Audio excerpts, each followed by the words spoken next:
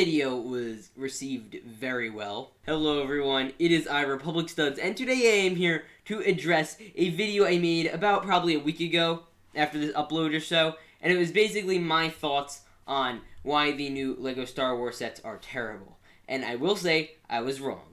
But not about them being terrible. Basically, I uploaded that video because I had the context in mind of what I was saying, and I assumed that everyone had watched this video I had made a while back. It was what LEGO is doing wrong and how they're basically destroying themselves. My video was called LEGO, What Are You Doing?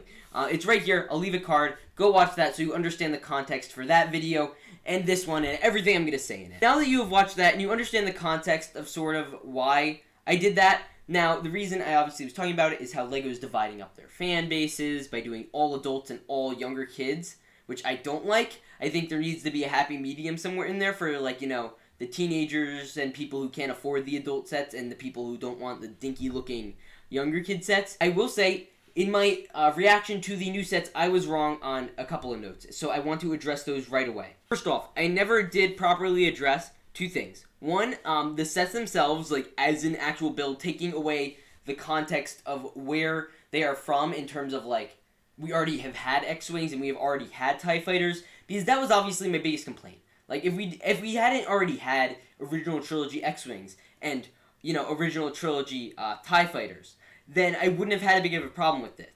Now, I never actually went into the details of the sets themselves, and I think a thing that really drew me over the line was M1R Production recently made a video comparing the sets, and that really made it interesting, because I actually was like, whoa, I've been focusing on the wrong thing, at least in terms of the sets themselves. Now, in terms of the looks of that set, it actually does not look as terrible as they thought it would, compared to putting it right next up to the old X-Wing. Is it smaller? Absolutely. Is it less detailed? Absolutely. But it does have some interesting other things about it. Ironically, the thing that I never saw coming was them making it less structurally sound. In our Productions review, you could check that out. Huge thank you to him, because that enlightened me a little bit.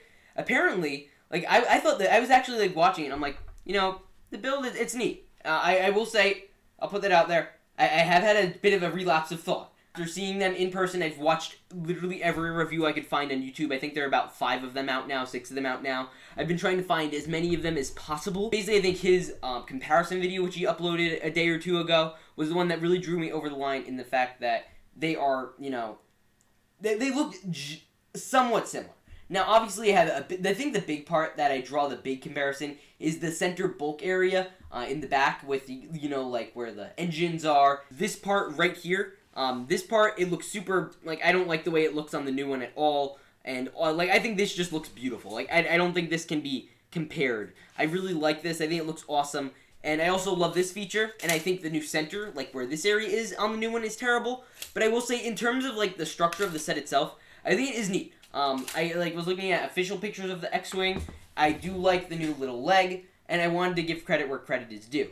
It is a lot cheaper than this one as well. Say the value is good. If you want an X-Wing and you don't want the figures, then you're getting a decent value out of that set. I will say that. You are getting a decent value, and I think that's something to definitely be praised.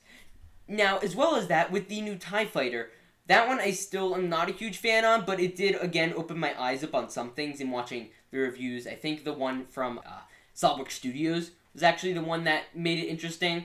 Because I will say, I like that they're being somewhat consistent with the actual size of a TIE Fighter, but they're shrinking it down. I do not like the cockpits of either of the sets at all, also. Let me just throw that out there. Like, this one I think has a very nice looking cockpit. It's very roomy, and the other one obviously doesn't. It looks very plain and boring and, you know, lifeless. And same thing goes with the TIE Fighter. It looks almost like one of the Junior's TIE Fighters with the TIE Fighter. That's what it feels like to me, and I obviously don't like that at all. This does not change. Obviously, we also recently just saw the pictures for the new Imperial Shuttle. I'm not even going to talk about the Junior's X-Wing because it's irrelevant.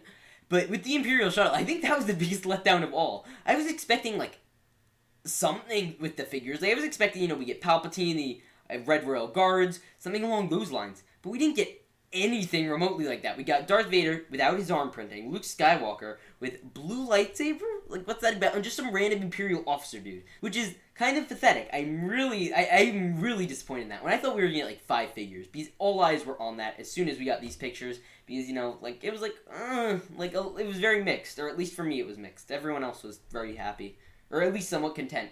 This still obviously leaves my biggest complaint, which is still my biggest complaint, is the fact that LEGO is getting repetitive. And again, I want to reiterate in this video that is my biggest complaint. It is not about the sets themselves. I still have my quabbles with the sets themselves, like how LEGO's still kind of moving backwards in terms of that.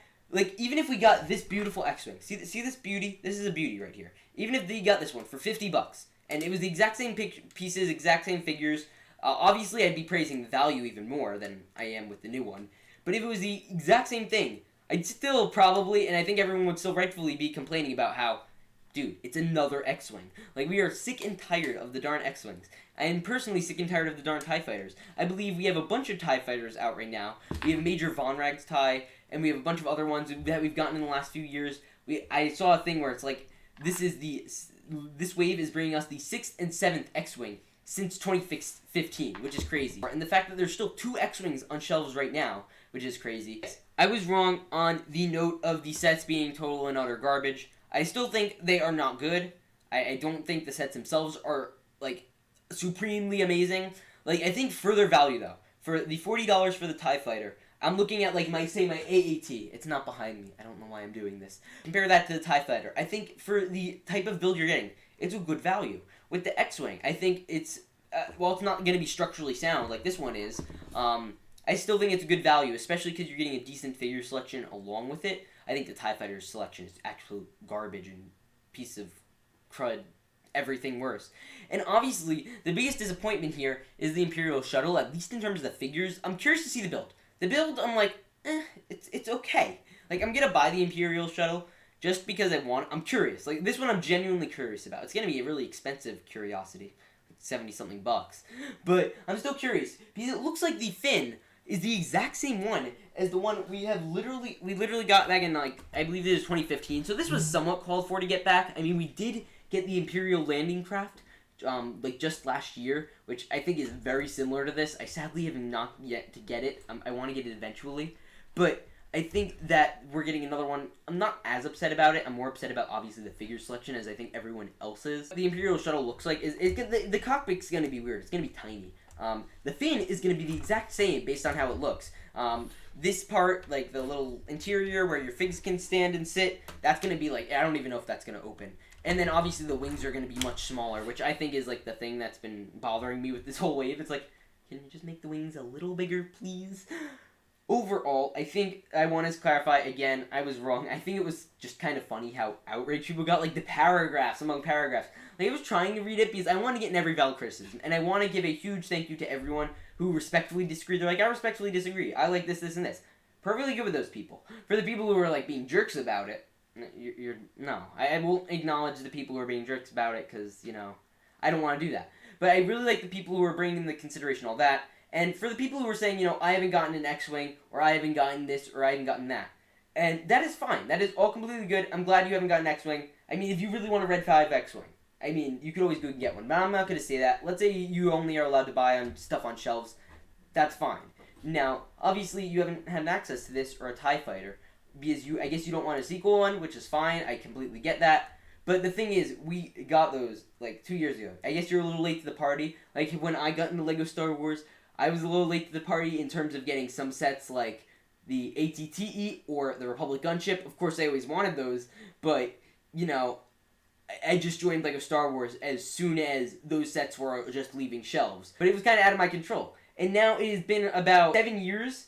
By 2021, it will be 8 years since we have last gotten a Republic Gunship, and about 8 years since we've last gotten ATTE, at least in the form of, yeah. And that's the last time we've gotten an ATTE.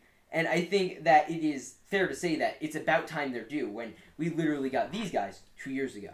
I also want to give a huge credit to M&R Productions. He said it would be a really good idea if they just, you know, like made these like a type of Death Star built playset type set, where you just kind of leave them on shelves. They're going to be like there for people who are just kind of like moderately into LEGO Star Wars, parents whose kids are going through a LEGO Star Wars phase. They're like, okay, the essentials are you get the X-Wing, the Imperial Shuttle, the TIE Fighter. Like, those are just essentials. They're always there. You can always count on them.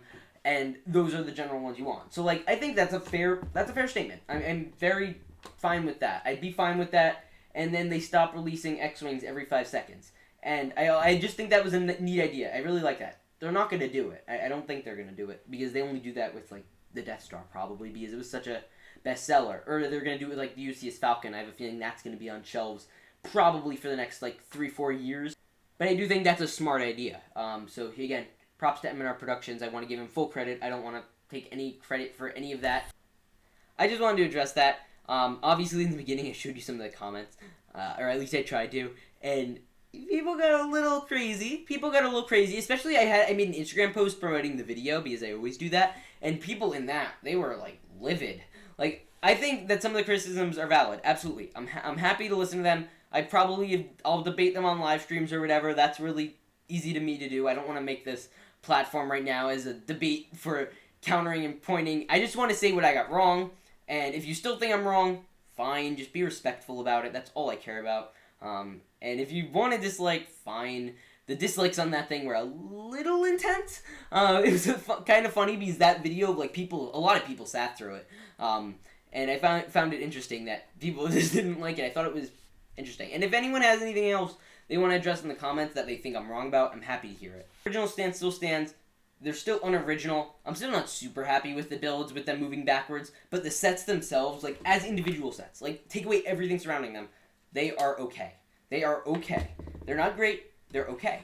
That's it. That is the main moral of the story of this video, is that the new sets are just okay. There's nothing special about them, there's nothing great about them, they're just okay, they're unoriginal, they're unexciting. They're like the cream of wheat of LEGO Star Wars.